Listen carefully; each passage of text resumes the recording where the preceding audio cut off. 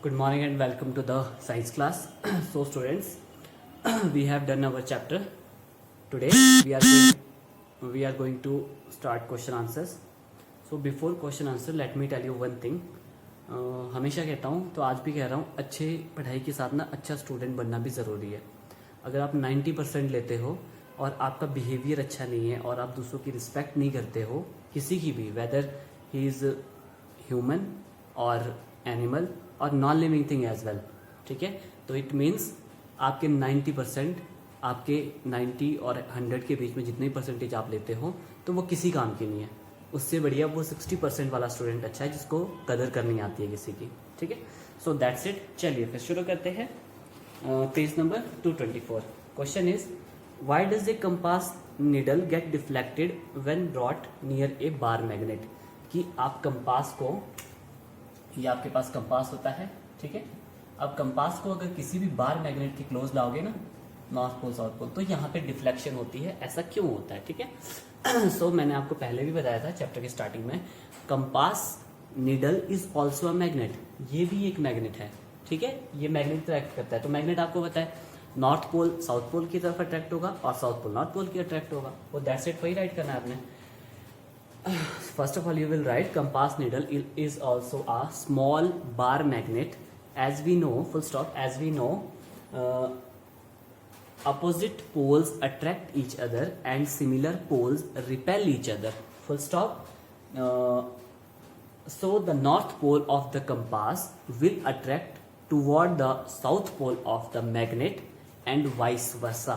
VICE, vice, VARSA, vice versa होता है उल्टा. मतलब अगर नॉर्थ साउथ की तरफ अट्रैक्ट होता है तो इसका जो साउथ होगा वो नॉर्थ की तरफ, मैग्नेट के नॉर्थ की तरफ को अट्रैक्ट करेगा. तो दैट्स इट. चलिए फिर नेक्स्ट करते हैं. एक ही क्वेश्चन था इसमें. Next is page number 228. Page number 228.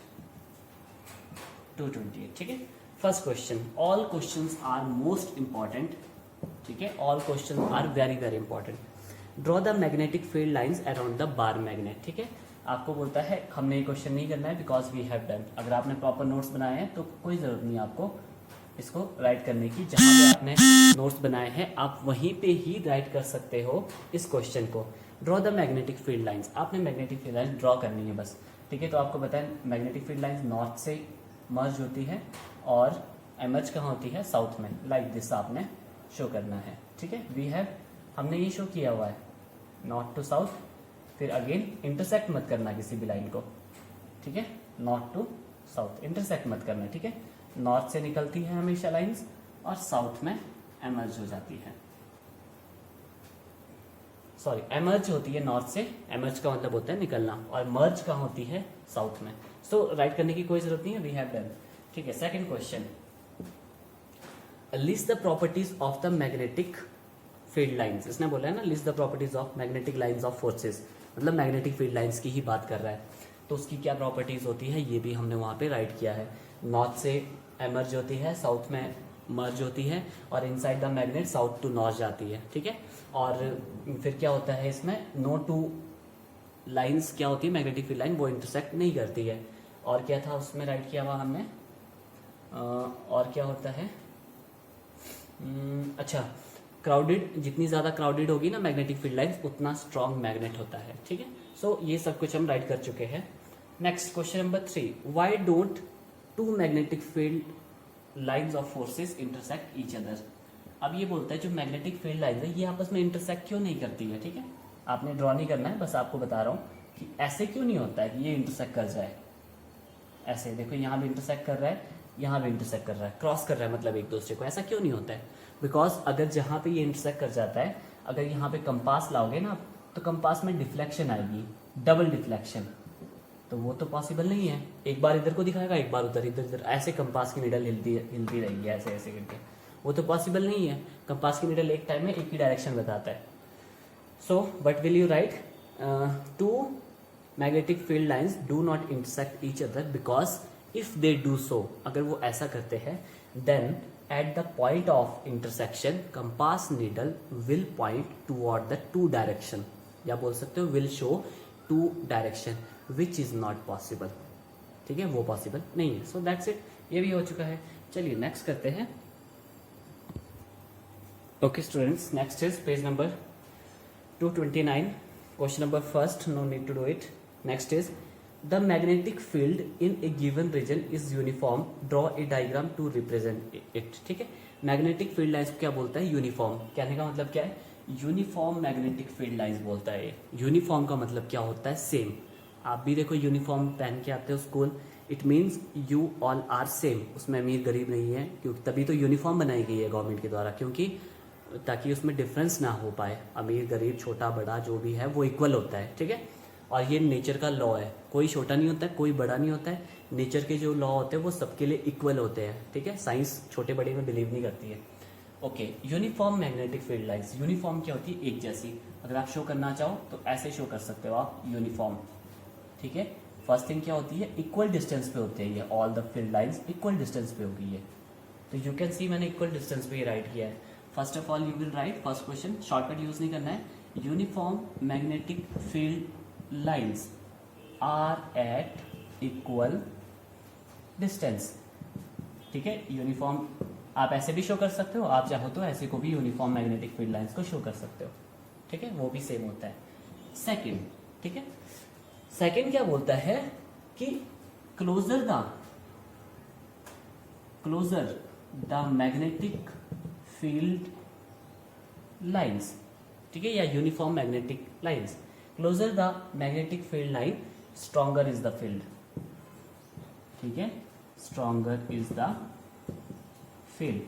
जितनी ज्यादा ये लाइंस क्लोजर होगी ना, क्लोज मतलब ऐसे होगी, देखो जितनी ज्यादा ये क्लोज होगी, लेट सपोज और क्लोज कर देते हैं इनको, उतनी ज्यादा स्ट्रॉन्ग फील्ड होने वाली है. ठीक है, अगर मैं यहाँ पे ड्रॉ करूँ, ये देखो कंपैरेटिवली दूर दूर है मैग्नेटिक फील्ड लाइंस, तो ये ज्यादा स्ट्रॉन्ग होगा और ये कम स्ट्रॉन्ग होगा. ठीक है, सो दैट्स इट, बस इतना ही.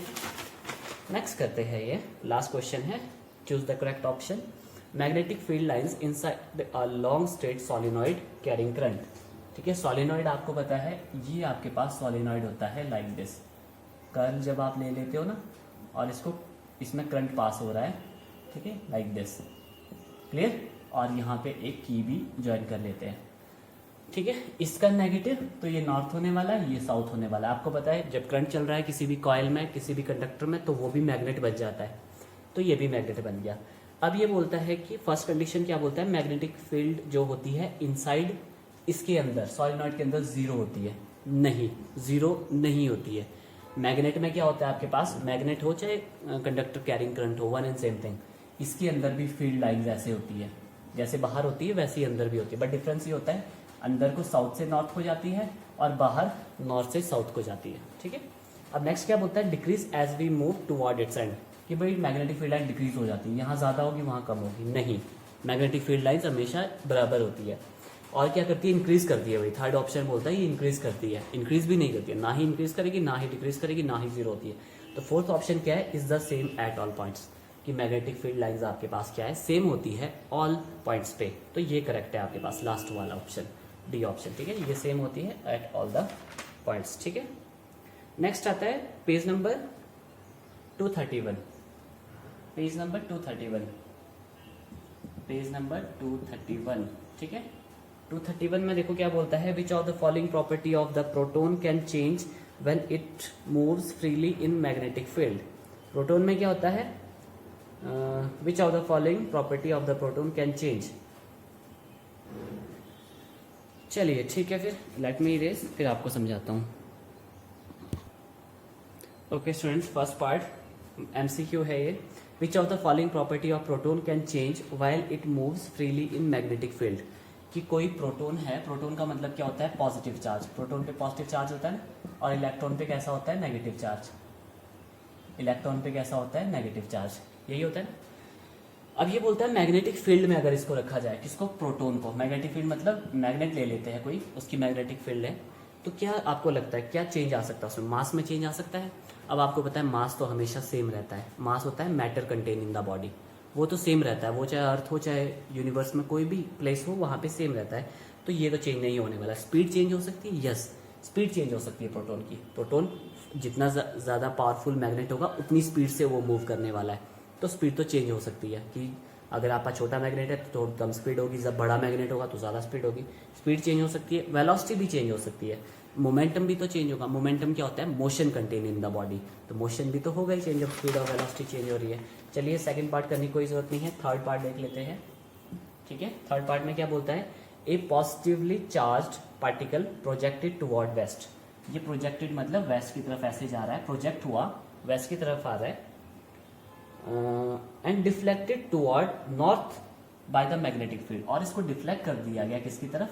नॉर्थ की तरफ, मैग्नेटिक फील्ड के थ्रू। मैग्नेटिक फील्ड मतलब कोई भी मैग्नेट हो सकता है वहां पे, उसके थ्रू। तो the direction of the magnetic field is, MCQ है ये भी, आपको बताना है मैग्नेटिक फील्ड की डायरेक्शन किधर को रही होगी। अब आपको पता है, अगर ये पहले इधर को आ रहा था, अब इसको कहाँ मूव करने लग गया? ये नॉर्थ की तरफ।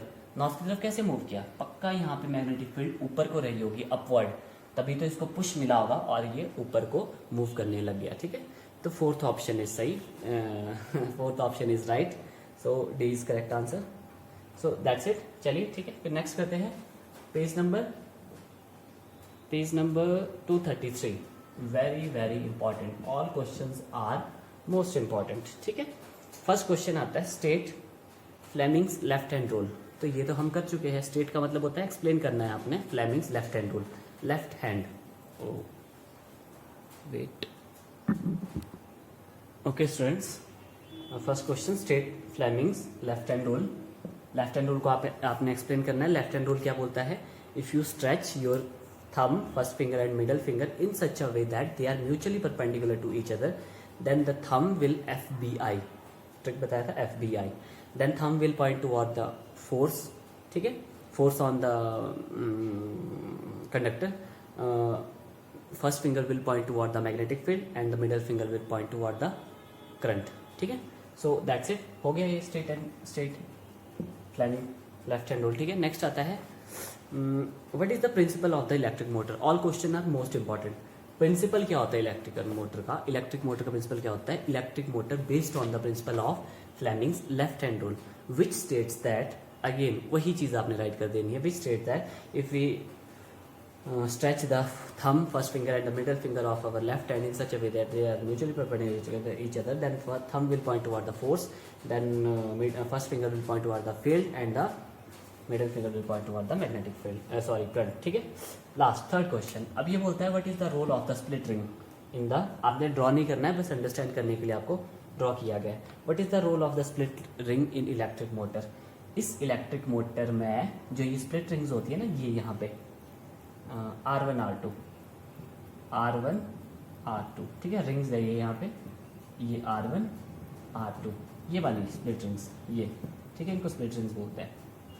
ठीक है, और ये बुशेज होती है, ये वाली ये बुशेज है। ठीक है, स्प्लिट रिंग्स का रोल क्या होता है? अब आप देखो, यहाँ पे करंट जब जा रहा था तो ये करंट की डायरेक्शन ये थी, ठीक है, और यहाँ से करंट की डायरेक्शन नीचे को थी, और यहाँ अपवर्ड थी, वहाँ डाउनवर्ड थी।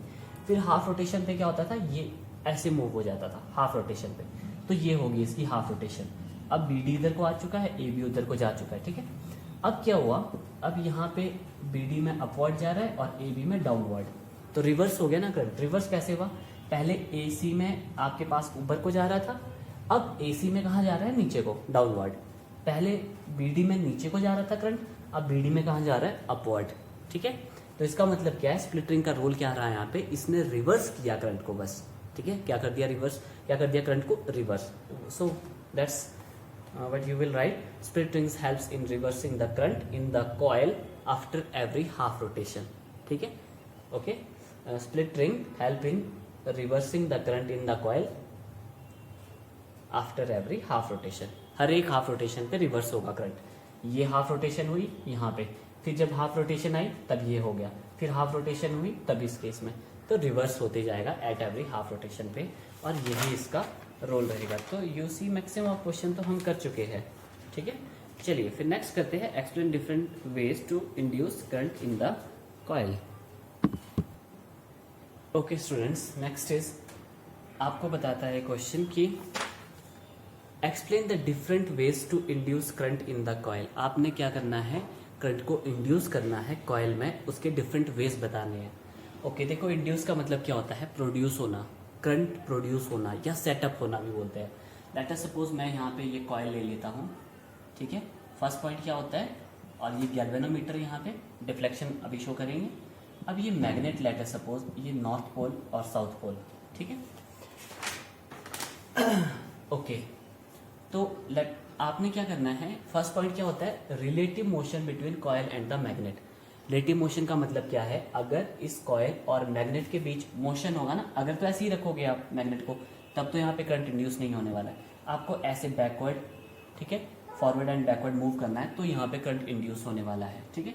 करंट कैसे इंड्यूस होगा, जैसे ही नॉर्थ पोल को आप नजदीक लाओगे यहाँ पे डिफ्लेक्शन शो करने वाला है, ये लाइक दिस। क्लियर। तो वी हैव डन, हम कर चुके हैं ये। आपने वहाँ पे टॉप में पॉइंट लिख लेना ऐसे करके, और नोट्स भी हम बना चुके हैं वहाँ पे, ठीक है।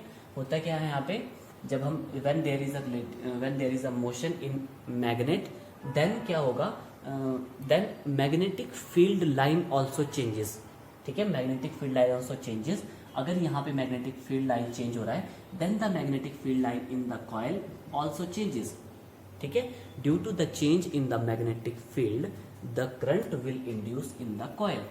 समझ आया क्या होता है, जब मोशन होगा तो मोशन का मतलब है मैग्नेटिक फील्ड लाइन चेंज हो रही है, क्योंकि यहाँ दूर ले जाओगे तो मैग्नेटिक फील्ड लाइन कम हो जाएगी, नजदीक लाओगे तो मैग्नेटिक फील्ड लाइन ज्यादा हो जाएगी, ठीक है। तो उससे क्या होता है, यहाँ पे मैग्नेटिक फील्ड लाइन में चेंज आए तो यहाँ पे मैग्नेटिक फील्ड लाइन में चेंज आएगा, और जब मैग्नेटिक फील्ड लाइन में चेंज आता है तो करंट इंड्यूस हो जाता है, ठीक है। चलिए नेक्स्ट करते हैं, और कैसे किया था हमने यूज। एक हम क्या कर रहे थे, कॉइल 1 ले रहे थे, कॉइल 1 इसको लिया जा रहा था, positive negative positive negative positive negative, ठीक है। और की इसमें यूज कर लेते हैं लाइक दिस, ठीक है। यहाँ पे ये बैटरी है तो ये करंट यहाँ से गया, ये पॉजिटिव ये नेगेटिव। अब देखो, अब करंट इसमें जा रहा है तो जैसे जैसे करंट चलता जाएगा तो करंट में चेंज आएगा, करंट में चेंज आए तो मैग्नेटिक फील्ड लाइन चेंज होगी, और मैग्नेटिक फील्ड लाइन जब चेंज होगी, एक और कॉइल ले लेते हैं जहाँ पे हमने क्या करना है, इंड्यूस करना है अपने करंट को, ठीक है, लाइक दिस। तो यहाँ पे करंट इंड्यूस हो जाएगा। इसको कॉइल 2 ले लेते हैं, इसको कॉइल 2 लेते हैं, ये नेगेटिव है तो ये नॉर्थ होने वाला है, ये पॉजिटिव है तो ये साउथ होगा कॉइल का। आपको पता है ना, कॉइल से करंट जा रहा है तो ये भी क्या बन जाएगा, एक मैग्नेट, ठीक है। ओके तो ये भी क्या बन जाता है, मैग्नेट। तो ये भी हम राइट कर चुके हैं, नोट्स बना चुके हो आप। अगर नहीं बनाया है तो बना लेना, प्रॉपर पॉइंट्स जरूर लिखना ऊपर, फिर उसके नीचे डायग्राम बनाना। हम 2 तरीके से इंड्यूस कर सकते हैं करंट को, ठीक है। अब क्या होता है, हमने इसमें क्या राइट किया था, as the current changes in the coil 1 then the magnetic field line also changes, ठीक है। Due to the change in the magnetic field line in coil 1 magnetic field line also change in the coil 2. Due to the change in the magnetic field lines, current will induce in the coil 2. समझ आया कि क्या हुआ, जैसे जैसे current यहाँ से flow करेगा, इंक्रीज होगा, करंट इंक्रीज होगा तो मैग्नेटिक फील्ड लाइंस भी इंक्रीज होगी। अगर मैग्नेटिक फील्ड लाइन यहाँ पे इंक्रीज का मतलब है चेंज होगी, जैसे यहाँ करंट चेंज होगा तो मैग्नेटिक फील्ड लाइन भी यहाँ पे चेंज होगी या बोल सकते, हाँ चेंज बोल देना, ठीक है। तो यहाँ पे अगर चेंज आ रहा है मैग्नेटिक फील्ड लाइन में, तो यहाँ पे भी मैग्नेटिक फील्ड लाइन में चेंज आने वाला है, और जब यहाँ पे मैग्नेटिक फील्ड लाइन में चेंज आता है तो करंट इंड्यूस हो जाता है, और यहाँ पे डिफ्लेक्शन हो जाएगी, इस तरह करके डिफ्लेक्ट करेगा। ये गैल्वेनोमीटर ऐसा होता है, देखो ये गैल्वेनोमीटर है ना, ये नीडल होती है इसकी, यहाँ पे 0 होता है, ठीक है। ये डिफ्लेक्शन इधर को भी जा सकती है, इधर को भी जा सकती है, ठीक है। तो यहाँ से जैसे ही इसमें मैग्नेटिक फील्ड लाइन में चेंज आएगा ना कॉइल 2 में, तो ये डिफ्लेक्शन शो करेगा। डिफ्लेक्शन का मतलब क्या है, करंट इंड्यूस हो चुका है, यहाँ पे सेटअप हो चुका है करंट, ठीक है। वैसे तो इसमें आता है मैग्नेटिक फील्ड में जब चेंज आता है तो मैग्नेटिक फ्लक्स बनता है वहाँ पे। मैग्नेटिक फ्लक्स आपके सिलेबस में नहीं है तो हम नहीं करने वाले हैं, ठीक है। So students, in this way you can induce the current. So right कर लेना, जिसने राइट किया है वेल एंड गुड, जिसने राइट नहीं किया उसको अगेन राइट करना होगा। सो दैट्स इट। चलिए नेक्स्ट करते हैं। Okay students, next is page number 237। चलिए आज इतना ही करते हैं फिर, ठीक है। लास्ट कर लेते हैं फर्स्ट क्वेश्चन क्या बोलता है, state the principle of electric generator. Generator का प्रिंसिपल बोलता है, आपको पता है electrical generator based on the principle of Fleming's right hand rule which states that when we stretch our thumb, first finger and middle finger of right hand, then first finger will point toward the force on the conductor. Force बोल सकते हो या motion बोल सकते हो conductor का, वो choice आपकी है। Force on the thumb, force on the conductor, and first finger will point toward the magnetic field and the middle finger will point toward the electric current. उसको वो होता है आपके पास प्रिंसिपल इलेक्ट्रिक मोटर का। Name some source of DC direct current. मैंने आपको उस दिन करवाया था, आई थिंक प्रीवियस डे ही करवाया था कि डीसी क्या होता है आपके पास, डायरेक्ट करंट, और डायरेक्ट करंट किससे बनता है, उसका आपने सोर्स बताना है, वो होता है बैटरी। सेल और battery is the main source of the direct current, ठीक है। अब ये बोलता है विच सोर्स, और मोस्ट इंपॉर्टेंट ये फर्स्ट थ्री जो है ना, ये बहुत ज़्यादा इंपॉर्टेंट है। एंड नेक्स्ट बोलता है एसी का बताओ, एसी कहाँ से जनरेट होता है आपके पास, ठीक है। एसी फर्स्ट कहाँ से जनरेट होता है, एसी आपको पता है इलेक्ट्रिक जनरेटर भी एसी करंट बनाता है, ठीक है, इलेक्ट्रिक जनरेटर। तो एक एग्जांपल क्या होगा इसका, इलेक्ट्रिक जनरेटर, ठीक है। सेकंड क्या बोल सकते हो आप इसमें, सेकंड होगा आपके पास जो हाइड्रो पावर प्लांट्स होते हैं ना, हाइड्रो पावर प्लांट है जो, हाइड्रो का मतलब होता है जो वाटर से इलेक्ट्रिसिटी बनती है आपके पास, डैम्स मतलब, ठीक है, hydro power plant. Second source क्या हो गया, हाइड्रो पावर प्लांट, ठीक है, हाइड्रो पावर प्लांट, ठीक है। और क्या है, थर्ड क्या पॉइंट है, थर्मल पावर प्लांट, ठीक है, वहां पे भी एसी बनता है। आप सोलर प्लांट भी बोल सकते हो आप, ठीक है। सोलर मतलब सोलर से जो एनर्जी बनाई जाती है, सोलर एनर्जी को कन्वर्ट किया जाता है और इलेक्ट्रिकल एनर्जी बनाई जाती है। और क्या हो सकता है आपके पास, विंड मिल्स हो गए, जो विंड मिल्स भी तो यही करते हैं, ठीक है। So that's it, I think it's enough. A rectangular coil of copper, last question MCQ है, a rectangular coil of copper wire is rotated in the magnetic field, the direction of the induced current once in each।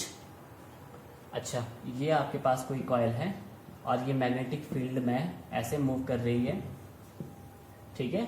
आपको पता है यहाँ पे कोई battery नहीं लगी है, आगे आपको पता है क्या होती है, यहाँ पे रिंग्स होती है ऐसे करके, बट अलग अलग होती है इसकी रिंग्स, ठीक है। फिर यहाँ पे आगे बुशेस लगी होती है,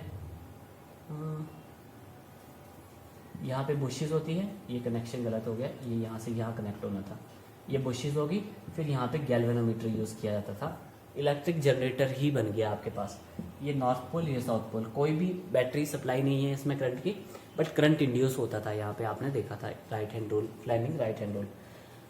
अब ये बोलता है जो करंट इंड्यूस होगा वो 2 रोटेशन के बाद होगा, या 1 रोटेशन के बाद होगा, या 1/4 रोटेशन के बाद होगा, या हाफ रोटेशन पे होगा। तो आपको पता है इन एवरी हाफ रोटेशन क्या होता है, यहाँ पे करंट इंड्यूस होता है। अभी देखो ABCD है, अभी एक भी रोटेशन नहीं हुई है, ठीक है। स्टार्ट करते हैं फिर इसको। लेट अस सपोज इस पे फोर्स कहाँ लग रही है, अपवर्ड, और इस पे लग रही है डाउनवर्ड, एज्यूम कर लेते हैं, ठीक है। तो फ्लेमिंग राइट हैंड रूल लगा लो, मैग्नेटिक फील्ड इधर को जा रही है और फोर्स आपकी बाहर को लग रही है, तो करंट कहाँ जाता है आपको, अपवर्ड, तो ये अपवर्ड करंट जा रहा है, इंड्यूस हो गया करंट इसमें, ठीक है। तो यहाँ पे कहाँ आ रहा है, डाउनवर्ड, ठीक है। अब ये जब यहाँ से चेंज होगा यू हाफ रोटेशन पे, फिर दोबारा से करंट इंड्यूस होने वाला है, ठीक है। और यहाँ पे कुछ ना कुछ डिफ्लेक्शन शो करेगा ये ऐसे करके, मतलब एवरी हाफ रोटेशन के बाद क्या होता है आपके पास करंट इंड्यूस होता है। Okay students, so I think it's enough for today. घर पे पढ़ते रहिए और अच्छे से पढ़ते रहिए, और ऐसे नहीं कि आप पढ़ाई के पीछे भाग जाओ, बचपन ना छूट जाए पढ़ाई में, ठीक है। और भी एक्टिविटीज़ करनी है, खेल कूद करना है, गेम्स खेलते हो, what ever you do, but पहले स्टडी ज़रूर करना। आप कंसिस्टेंसी होनी चाहिए स्टडीज़ में, ऐसे नहीं कि आज तो पढ़ लिया बेहिसाब और कल पढ़ा ही नहीं, परसों पढ़ा ही नहीं, तो वो स्टडी किसी काम की नहीं है। आप रेगुलर स्टडी करो, और आपको बताया कि सबसे बेस्ट तरीका होता है स्टडी करने का, आप 1 आवर 2 आवर अच्छे से स्टडी करो, फिर रेस्ट ले लो आधे घंटे का, फिर उसके बाद फिर से स्टडी करो, फिर आधे घंटे का रेस्ट। इससे क्या होता है, माइंड की जो वर्क करने की कैपेबिलिटी होती है दैट गेट इंक्रीज हो जाती है वो। अगर आप ऐसे शिफ्ट में पढ़ते जाते हो, ठीक है, माइंड को कंटिन्यूसली रिलैक्स भी करना है। अब देखो हमने फिजिक्स में ही पढ़ा है कि जितनी ज़्यादा मशीन वर्क करेगी ना, उतनी ज़्यादा हीट जनरेट हो जाती है। तो माइंड में भी ऐसे ही हीट जनरेट हो जाती है। जब प्रोटोन, हमारे दिमाग में न्यूरॉन्स होते हैं, न्यूरॉन्स जब भागते हैं ना तो फ्रिक्शन होती है, तो माइंड भी गर्म हो जाता है हमारा। ये भी तो मशीन ही है एक, human body is also a machine. गाड़ी को पेट्रोल की ज़रूरत होती है, हमें खाने की ज़रूरत होती है, फूड की ज़रूरत होती है, ठीक है। सो दैट्स इट, एंजॉय करिए चाइल्डहुड को, और साथ के साथ पढ़ाई भी कंटिन्यू करते रहिए। सो that's it for today, thank you.